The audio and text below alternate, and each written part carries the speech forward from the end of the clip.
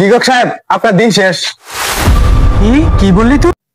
বাজারে তো নতুন নতুন বই আসছে, হৃদয় বাগানের গর্জন, বুদ্ধরের গর্জন ইত্যাদি। আপনার বই তো আর কেউ নিচ্ছে না। এটা তো খুব খারাপ খবর। এভাবে চলতে থাকলে নাকি মারা যাব। লিখক সাহেব, আমার মাথায় একটা বুদ্ধি আসছে ভালো। কি বলতো? যেমন হৃদয় বাগানের গর্জন একটা বই আমরা কিনে নিয়ে আসি, পরে এটা থেকে আপনি কপি করবেন, নতুন নতুন বই লিখবেন। কপি করবো কেন? দেখ, আমার তো একটা মান সম্মান আছে নাকি? পারলে দেখে দেখে লিখতে পারি, কিন্তু কপি করতে পারবো না। আবারও নতুন করে বই লিখবো, আবার চেষ্টা করব। তুই আমার কি বললি? না না, কিছু না।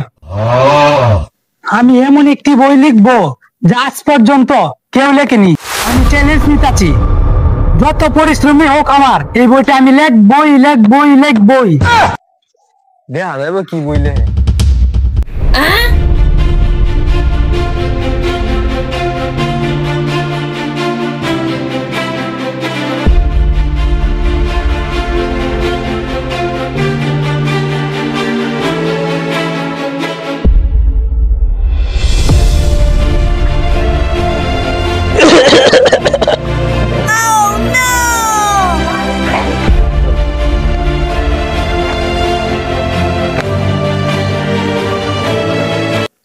এমন বই লিখতাছি, দেশের কোনো বই নাই যে আমার বইয়ের লগে টক্কর দিবে। হৃদয় ভাঙার গর্জন, শয়তানের উজা, কেউ টক্কর দিতে পারবে না আমার বইয়ের সঙ্গে।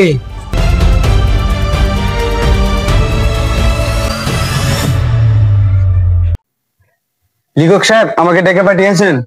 হ্যাঁ, তোকে যে জন্য ডেকে পাঠিয়েছি শুন। আজ আমি সার্থক, আমার নতুন বইটি লেখা কমপ্লিট হয়েছে। আমার পরিশ্রম বৃথা যায়নি। কি বই লেখছে আল্লাহ জানে।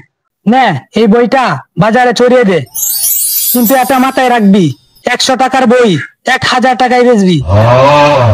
1000 টাকা? এত টাকা দিয়ে মানুষ বই কিনবে? কিনবে। তুই এইসব নিয়ে চিন্তা করিস না। এই বইয়ের মধ্যে এমন কিছু আছে যা 1000 টাকার বেশি দিলেও মানুষে কিনবে। আচ্ছা ঠিক আছে, কিন্তু কি? আর কি মানে খরচ পানি আর কি। আরে বোকা, তুই এটা নিয়ে চিন্তা করিস না। আপাতত 20 টাকা নিয়ে যা, তোকে বই বিক্রি করার পরে ডাবল টাকা দেবো না। আচ্ছা ঠিক আছে। আপনার এই কথা বেঙ্গলের একটা ছাতা, সারা বন্ড লিখো। বইটা তো দারুণ, দুর্নীতি বিরুদ্ধে এটাতে সুর লেখা হয়েছে। ঠিক আছে, বইটা তো আমরা একটু বেশি হয়ে গেছে। বেশি তো হবে, এই বইয়ের ভিতরে শোনা আছে, গুপ্তধন আছে। লিখক সাহেব, আপনার বই তো অনেক জনপ্রিয়তা পেয়েছে, বুকা জনগণ শত শত বই কিনছে, কিন্তু আপনাকে নিয়ে সবাই সমালোচনা করতেছে। আরে বোকা, এটা সমালোচনা করতেছে। আমার বই বিক্রি হচ্ছে, আমার পকেট গরম হচ্ছে, তাতে কোনো সমস্যা নাই। আরে আমার খরচটা। এই তুই কেডা? আমি তো তোরে চিনি না।